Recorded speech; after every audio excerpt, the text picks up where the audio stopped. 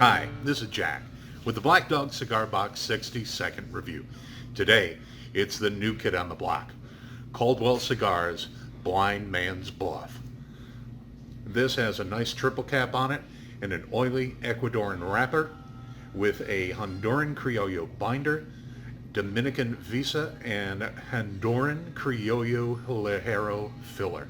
This is a smoke bomb, just like a smokestack, and it's got this great chocolate flavor to it, some creaminess, cedar, a little bit of bread taste, and pepper. Comes in about halfway through, pulls back a little, and then a pepper bomb at the end. Blind Man's Bluff. Come on by and have one at the Black Dog Cigar Box.